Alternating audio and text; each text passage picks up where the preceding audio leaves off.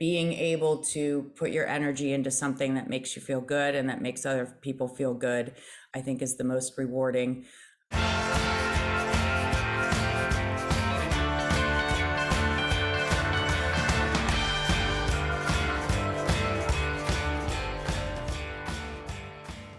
Curious about contemporary art, how it gets made, and by whom? If so, then you're listening to the right podcast. Join me here every other Wednesday to learn about art from some of today's great painters, sculptors, and photographers. Welcome back to Beyond the Palette. I'm your host, Whitney Rosenson, owner of Art Dimensions in Los Angeles. And I am so happy today to be chatting with Caroline Geys, an exceptional multimedia designer and artist originally from Belgium. Hi, Caroline. Hi, Whitney. Thank you for having me today. Thank you for joining and for chatting and welcoming us into your creative world. I know how busy you are, and I really appreciate it. Absolutely. Happy to be here. Awesome. Awesome. Okay, well, to get us started, for those listeners who do not know who you are, can you give us a snapshot of your journey to where you are today? Sure. So I was born in Belgium and moved to the States when I was young. My father had a art gallery in Antwerp, Belgium, which was the beginning of how I was exposed to art. When we moved to the States, his collection moved with us, and from what he originally collected to what he collects now is a complete difference. He's now collecting contemporary art from the 30s to the 90s, whereas he used to collect 17th and 18th century Flemish and French paintings. And so there was a big shift in that. And so that was really the early years of how I was exposed, because we grew up in Orlando, Florida, which obviously is not very cultural, definitely not as cultural as it is now than it was back then. And being able to go to museums or, that sort of thing, it just wasn't as accessible as it is in LA. And my early education was going with him to galleries and to auctions and seeing what he was collecting and flea markets. And, that was really the beginning of it. So from there, I started drawing at a really young age.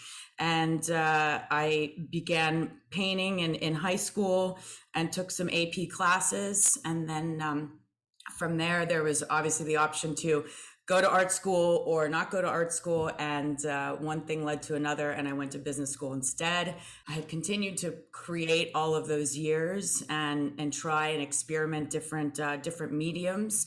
I got a business degree, majored in marketing. I worked for architecture and interior design firms for 12 years.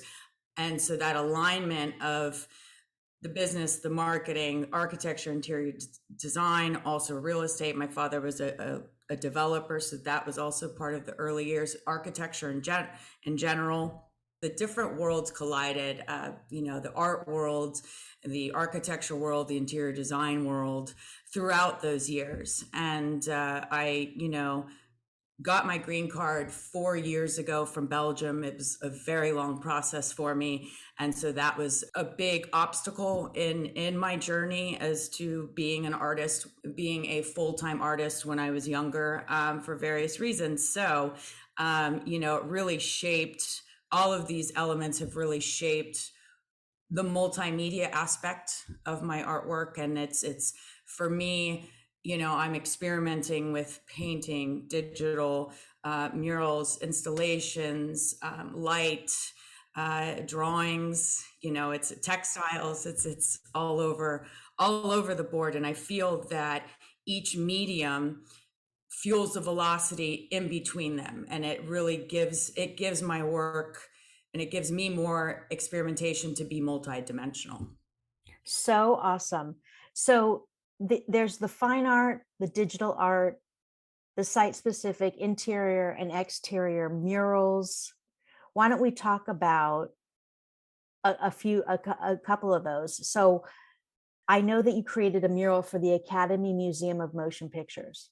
I want to just say, listeners, you can see these images of the museum and the murals at carolinegeys.com, which is GEYS. CAROLINEGEYS.com. Okay, so tell us about that project because I was just blown away when I saw that. Thank you. Yeah, there's two, and I'm literally after this call announcing the second one that I painted, which was for their backdrop exhibition on level 2 and level 3 of the museum. The first one was for Hayao Miyazaki, Japanese filmmaker, for his first retrospective in the United States. And that project we started that project in February of last year and went about 4 weeks or so, and then came back in the summer months for a couple of weeks. And then in the meantime was also the backdrop exhibition. The Hayao Miyazaki is about 4,000 feet.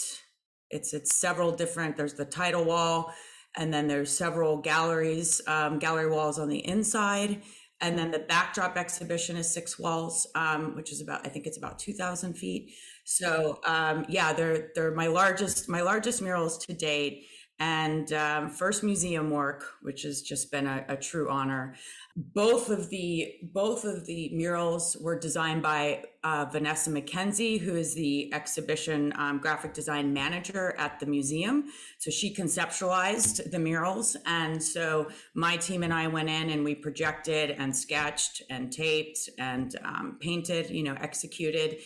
And both murals are completely different in aesthetic. Hayao Miyazaki is very large organic pastel shapes that goes with several of his movies and his aesthetic of Ghibli studios in Japan and then in Tokyo. And then the backdrop exhibition was based off of it's based off of the North by Northwest film from 1959 that Hitchcock produced. And so that one was a much more linear mural. It's like 120 lines that we painted, vertical and horizontal. So again, completely different, and really they were both excellent projects to work on. And the museum has been, just a great team all around. And so I'm literally, after we get off the phone, I'm going to be announcing the second one today. So exciting. So how long did it take you to complete the murals for the exhibition? So there is, I'm just going to give a range. It is between 150 and 200 hours, but then that also combines some of the teammates. So that might be, there's going to be some hours. I don't want to be too exact, but there's going to be some additional hours Right. on top of that. Yeah. Right. Okay. Thank you. That just gives me a better, Of course, notion. Okay. Now you have a tendency, which I love. You use neon colors, you use bright, bold colors a lot in your fine art, in your paintings. Why do you choose, or why those colors? Like, I don't see a lot of black in your work, or gray or brown. I see a lot of neon yellow and oranges and purples and pinks. And so everyone check out Caroline's fine art paintings on her site too. But tell us why you choose those colors. Yeah, it's really changed over the years, and my palettes continue to evolve.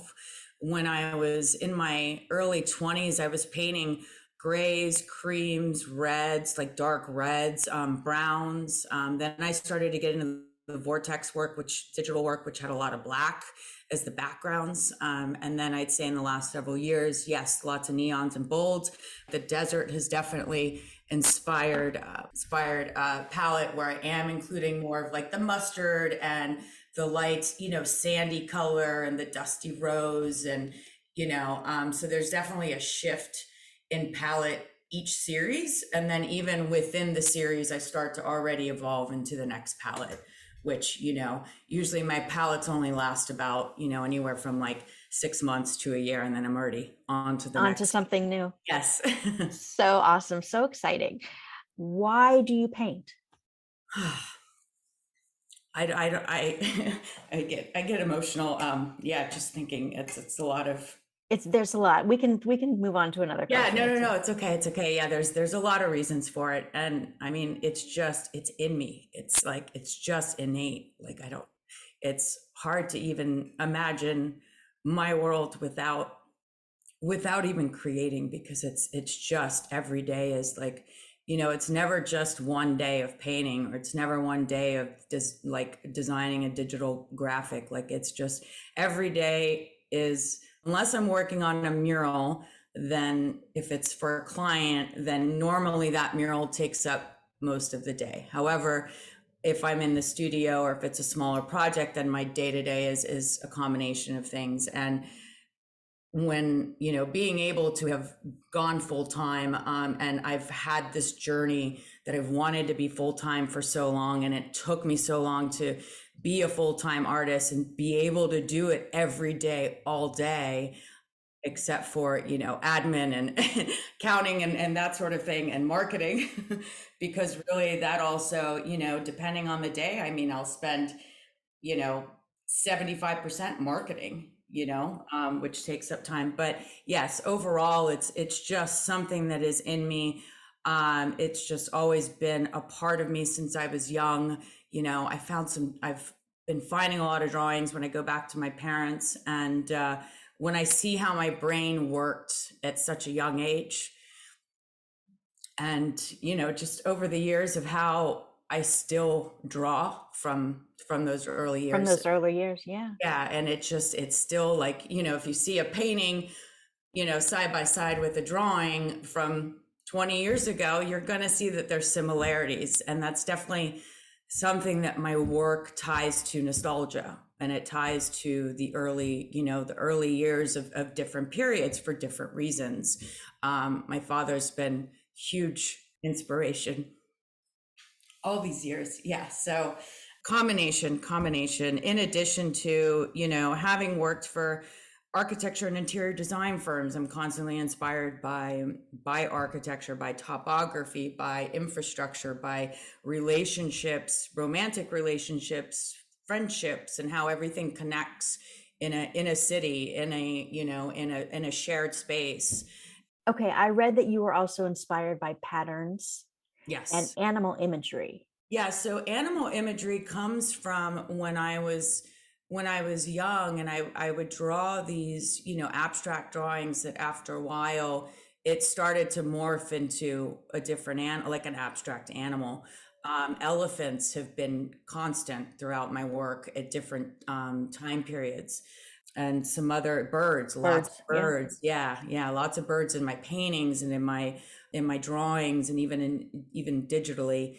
And then as far as patterns, I really am inspired by fashion throughout the years, and textiles in interior design.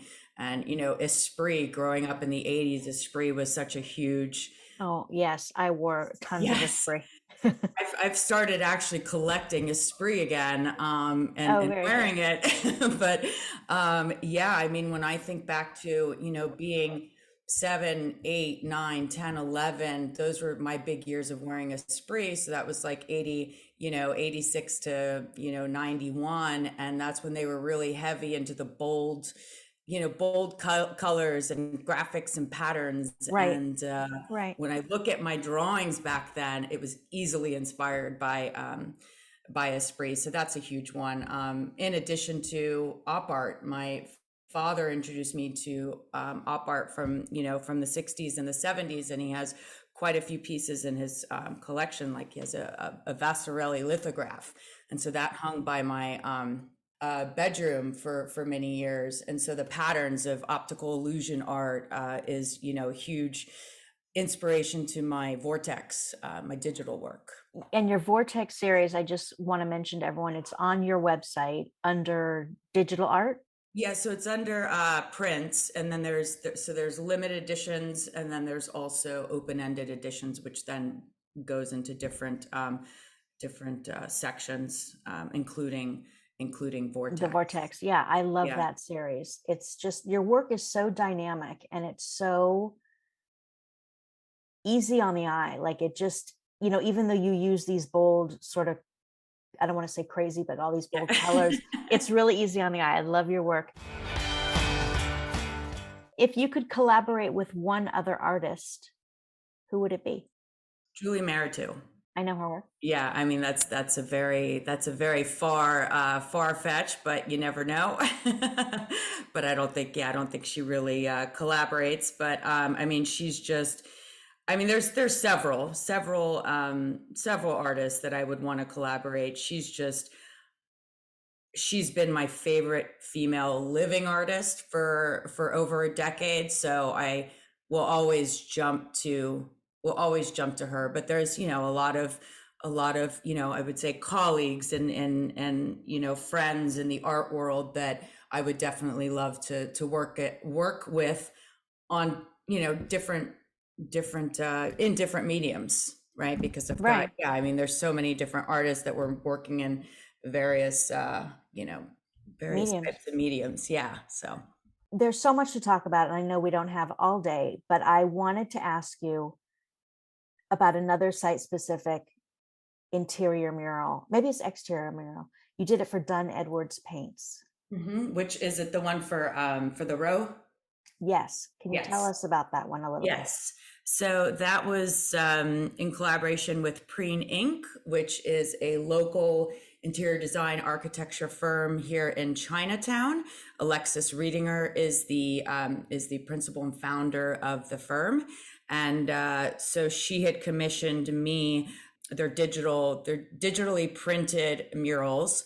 And so she was designing the space, and it's in building 2 in the lobby, with the coffee shop right there. And so the idea, her inspiration to the space was very desert specific, and light pink and some pastel hues, along with some of the more tan and desert, sand colors. So I had started my landscape vortex photography digital art pieces about a year before that. And so she was really drawn to that. And so that medium is basically me taking a photo of a landscape and then digitally in Illustrator, editing the photo in Photoshop, and then digitally creating a vortex linear work on top of that landscape. Yeah. So I had actually rented a phase 1 camera. A phase 1 camera is, museum, can print. They also use it for editorial. 100 at that time, it was 100 megapixel. Now they have them even higher than that. But so I had rented one of those cameras, took it out to Joshua Tree, and took a ton of photos to then sift through them, and then with her select which photos drawn to. And it ended up being one that we used as the on the right wall, and then the others were only vortex and no photo. But what I had done for each I had started around that time creating, when I create digitally vortexes, that I create these patterns that then I place those patterns digitally within the vortices.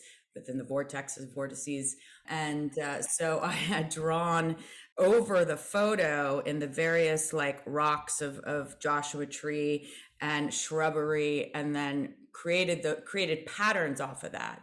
And then that's what I actually incorporated into all those vortexes. So it had another element instead of just solid color linear. Patterning. Yes, exactly. Where can people see these? Where this is at the Row The downtown? Row, yeah, which is 7th and Alameda. It's Row, ROWDTLA. They should, I mean, that project was finished, 2018. The team won an award. The Preen had submitted for a hospitality design award. We won in the select service public space category. Oh, congratulations. Yeah, thank you. That was so we finished the project 2018, and then the award was in 2019. Yeah. So it was a really, really cool project to work on. And, that's really when I started to want to do more large scale. Describe your aesthetic, if you can, in 3 words.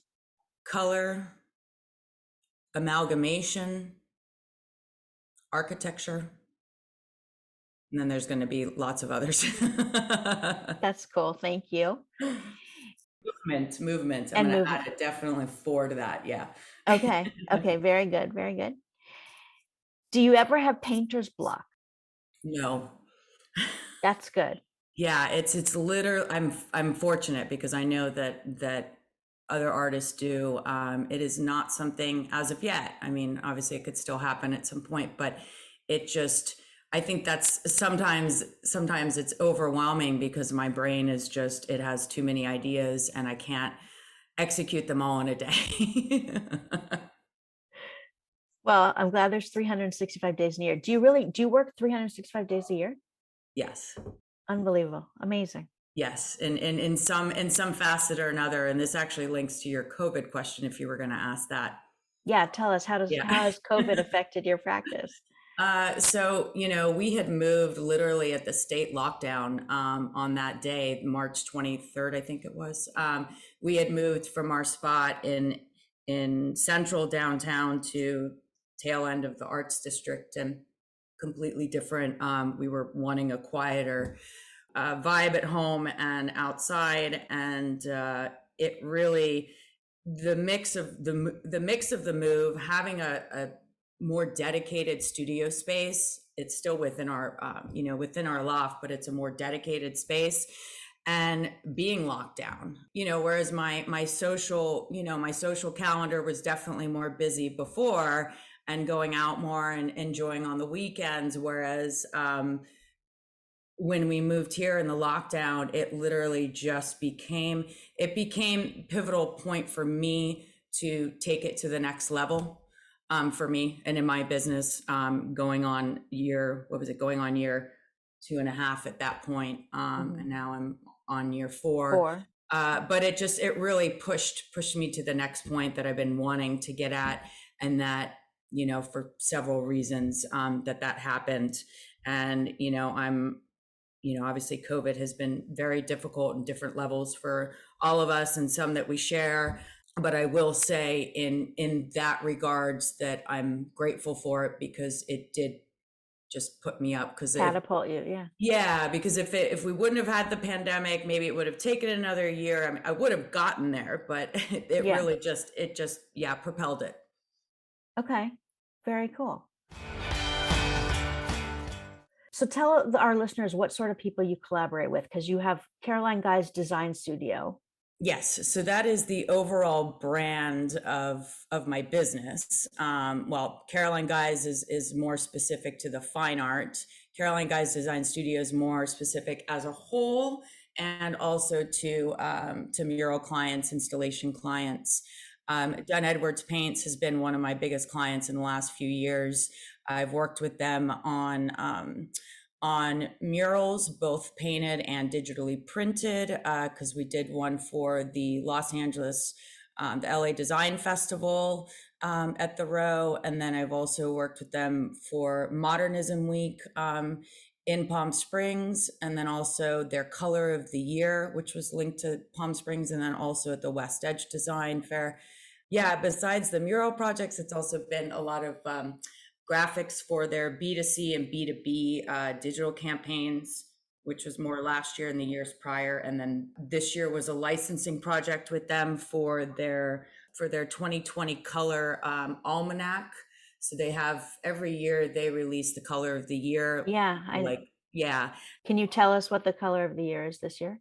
Yeah. It's only January. No, but they come up with it the year. They normally launch in October, November. And so it's art and crafty. And it is actually a sandy brown color. They always have different color they have 6 different color stories that correlate to each year and their color palette. And so within those 6 color stories are 10 or 12. And so it's like a mood for each color palette. And so one of the color palettes, because they linked it to different designers, all female designers.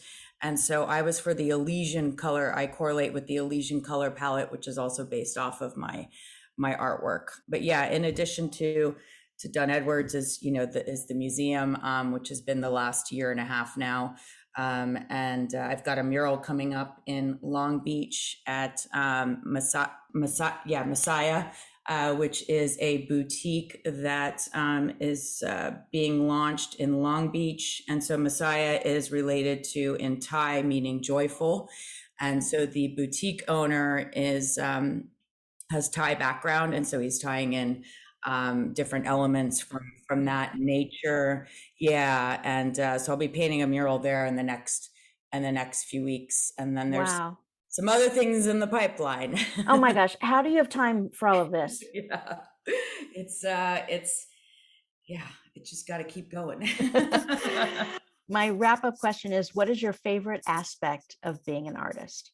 I mean, there's a few, but I think that being able to put your energy into something that makes you feel good and that makes other people feel good, in the simplest of terms I think is the most rewarding. I've specifically through the pandemic and just having having a creative outlet throughout these times and in different emotions has just been really, really important. I just, couldn't imagine life without it. Perfect. That's a wonderful, perfect answer. And it resonates with me too. Caroline, thank you so much. This was really fun, so interesting. It was such a pleasure to chat with you. Thank you for welcoming all of us into your creative world. I highly recommend that everybody check out Caroline's incredible pieces on the Art Dimensions site, which is artdimensionsonline.com. I will also have a blog post with some studio shots and maybe a video or two of Caroline in her element. And remember, you can always rate and review this podcast, which will help us expand our reach. Thank you for listening. So to Caroline and everyone out there, have a fantastic week and happy creating.